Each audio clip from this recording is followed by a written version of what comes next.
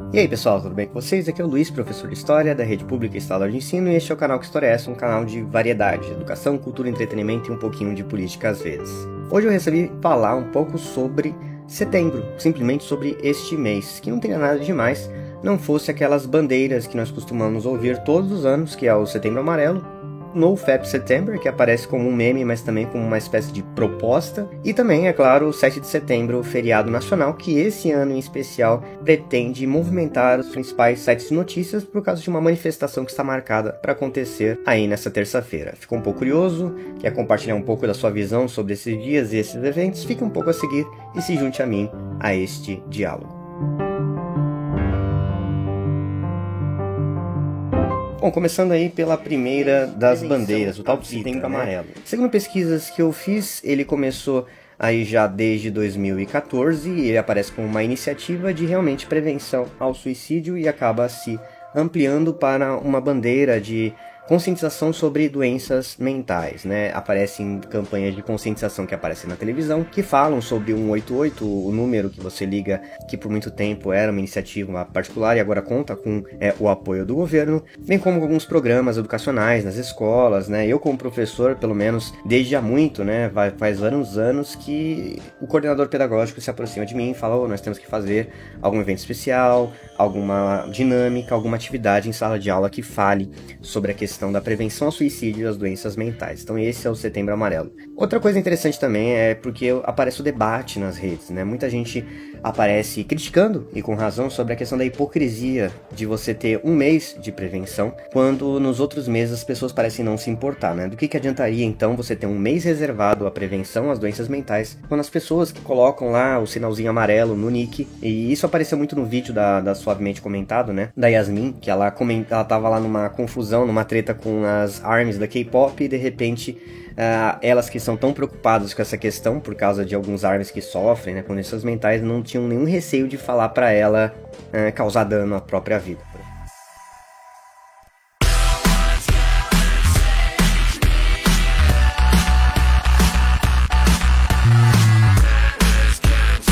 Então, do que vale você ter uma campanha de âmbito nacional ou internacional se as pessoas vão se comportar da mesma forma nos outros anos? Veja, eu sou defensor dessa campanha mensal. Eu acredito que faz sentido sim você ter um momento para pensar, mas não pode ser feito de qualquer jeito. Algumas pessoas colocavam, por exemplo, no Instagram, né? Eu até compartilhei no meu Instagram pessoal que tinha aquela proposta de eu deixo minha caixinha aberta se você quiser desabafar comigo e etc, né? Sendo que é um assunto meio sério. E se você abre essa porta e as pessoas começam a desabafar com você e você não tem a estrutura para lidar com os desabafos, com pessoas falando que querem tirar suas próprias vidas, pessoas que querem se machucar, que estão sofrendo muito, se você não sabe como responder essas questões, você acaba fazendo mais mal do que bem. E veja, eu não estou dizendo que essas pessoas fazem por mal, mas tentar resolver as coisas de maneira amadora, às vezes é pior do que não tentar resolver. Então é por isso que esse mês é importante, na verdade. Porque a gente pode dar a opinião de um profissional, a gente pode procurar a opinião desses profissionais. É um mês em que psicólogos são entrevistados, psiquiatras são entrevistados, você vê reportagens que falam com esses profissionais. Então é um mês de esclarecimento. Mais do que um mês de resolver e de esperar que as pessoas mudem suas atitudes, é um mês de buscar conhecimento, é um mês de estudos, pelo menos. Nem que seja na força, na marra, aí você vai ter que aprender pelo menos algumas coisas básicas sobre prevenção ao suicídio, sobre doenças mentais. Como desfazer alguns mitos, por exemplo, como de que não há jeito, de que o suicídio de alguma forma é uma escolha racional, que você pode chegar até ela. Pelo menos essa não é a abordagem médica que se chega. Se coloca aqui, a pessoa que quer fazer mal a si mesma, ela está em um surto, ela está doente, e que essa doença, portanto, ela é evitável, ela é tratável como qualquer outra. E assim como qualquer outra doença, pode vir a óbito, infelizmente. Então não é que algumas pessoas chegam a esse final que elas têm alguma falha moral, ou mesmo que não funciona nada que pudesse evitar isso, ou mesmo que nós devemos culpar os parentes ou amigos por alguém que, por exemplo, perdeu um familiar por causa disso, mas nem tampouco devemos ser muito críticos, muito trágicos e achar que não tem jeito e pronto, não adianta fazer nada. A gente tem que achar um caminho entre ver as coisas que deram errado até aqui, com as pessoas que nós perdemos, na luta pela depressão e doenças mentais, e também pessoas que entram nesse tipo de situação sem qualquer tipo de aviso, e tentar bolar estratégias para resgatar essas pessoas, diminuir o sofrimento, né? Acho que é uma bandeira bem interessante, e o Setembro Amarelo aparece então como um mês para a gente solucionar isso. Então esse seria o primeiro assunto do Setembro Amarelo: busque conhecimento, né? Em vez de discutir se serve ou não, chegou aí o setembro, vai pesquisar sobre o assunto, mas pesquisar com autoridades, né? Então tira um mês para ler pelo menos um artigo. Se você não leu nenhum artigo sobre o assunto, esse é o momento. Vai procurar a opinião de especialistas, psicólogos, psiquiatras, psicopedagogos, profissionais da educação, e como tratar este assunto. Não fique só nos memes e só criticando que não funciona e tudo mais, né? Então esse seria o primeiro tópico. O segundo tópico é o NoFap September, né? Eu tenho conhecimento desse aí já desde que eu ia nos tempos do 9gag, quando era um site ainda, né? Antes de virar páginas de memes de Facebook, de Instagram, etc, né? O 9gag, eu seguia lá e eles basicamente reciclam memes e trends que aparecem no Reddit e no 4chan, né? Que são os fóruns, que é a front page of the internet, onde acontecem as discussões principais, onde nascem a maior parte dos memes. E no caso, o NoFap seria um mês de proibição, ou quase celibatário, né? Contra a masturbação em si. Seria o fim. Que as pessoas não deveriam praticar esse ato simplesmente porque ele seria ruim ou porque seria um desafio, né? Você gosta de fazer isso, você deixa de fazer isso por um mês, né? Pelo menos essa seria a proposta. Tem uma coisa meio complicada em relação a simplesmente a abdicação total da masturbação como um todo, porque as pessoas que são viciadas e têm a sua vida prejudicada de fato pela masturbação em si são muito poucas, tá? Existem as pessoas que são viciadas realmente em sexo e atos sexuais, etc. E se veem devoradas, né? Perdem o cotidiano, perdem compromissos, e essa é a dimensão de quando a coisa faz mal, tá? De quando começa a atrapalhar a sua vida. E realmente aí deve ser combatido, deve ser feita alguma coisa em relação a esses casos.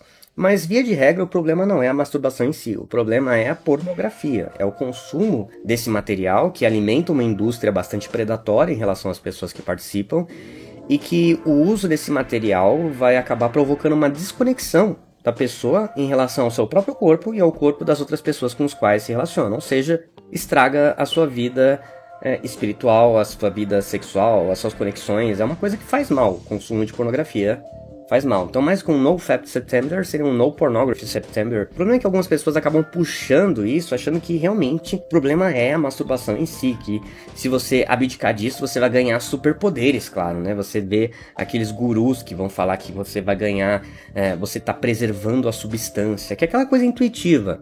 Você está evitando tirar algo de você, né, literalmente, e é como se você mantivesse uma energia vital. Eu já adianto, isso é mentira, tá?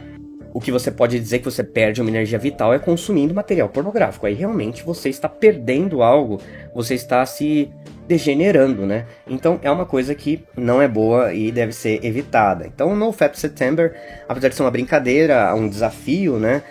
Eu faria essa emenda. Você que está se propondo esse desafio, não tente cortar a masturbação e os atos sexuais por completo. Tente cortar o consumo de material pornográfico. Se você fizer isso e conseguir manter as outras coisas, tá ótimo. Eu acho que você é um vencedor. É claro, eu aqui num canal de YouTube tentando desvendar e destruir uma tendência, um meme mundial, global, só por causa de um vídeo, é quase besteira, né? Mas eu fiz um vídeo aqui falando um pouco sobre por que faria sentido, né, essa bandeira por todos os lados ideológicos que você seja. Se você é um conservador, um liberal, um esquerdista, um socialista, faz sentido se preocupar com o consumo de pornografia mais do que a masturbação em si. Porque você deixa o terreno moral da discussão do que é errado, do que faz mal, aquela quase coisa católica, né, de colocar um chicotinho nas costas e falar, não, eu estou fazendo algo que é um pecado, e você vai para uma coisa objetiva, né, tentar tirar algo da sua vida que efetivamente faz mal, um costume que deveria ser, enfim, pelo menos questionado, se não banido completamente, que é o consumo desses materiais e alimentar essa indústria. Mas enfim, essa seria o segundo ponto, a segunda abordagem desse vídeo. Por fim, nós chegamos aí ao 7 de setembro. 7 de setembro é o feriado que marca a independência do Brasil, que seria o grito lá às margens do Ipiranga, que supostamente teria bradado lá o Dom Pedro ao receber uma carta enviada por Dom João VI, né, o seu pai lá de Portugal, falando que todas as atitudes que ele tinha tomado como chefe de Estado no Brasil até aquele momento estavam sendo anuladas e ele estava sendo conclamado a voltar para casa, ou seja, ele tinha que abandonar o Brasil, voltar para Portugal. Ele já tinha dito ao povo, tinha dito que ficaria no Brasil, que escolheria o Brasil em detrimento de Portugal, mas Dom Pedro decide então proclamar seria dizer que o Brasil se torna independente. É um processo longo que vai levar até 1825, ou seja, alguns anos aí para se concluir, até que os países reconheçam o Brasil como um país independente, até que as guerras acabem entre Portugal e Brasil, e houveram guerras durante o ano de 1823, mas a data que marca nós como um país independente é o 7 de setembro. Todo país tem uma data nacional. Às vezes é a data de independência, como os países da América aqui, né, o Brasil, os Estados Unidos, etc. Às vezes é uma data que marca o evento revolucionário de refundação do Estado. Por exemplo, na França, a queda da Bastilha, que marca a Revolução Francesa. Então seria uma data para refletir para que serve o nosso país. A fundação dele, né? Qual que é a nossa missão, o momento de união nacional. Nesse sentido, não há nada de fundamentalmente errado, inerentemente errado aos feriados nacionais, né?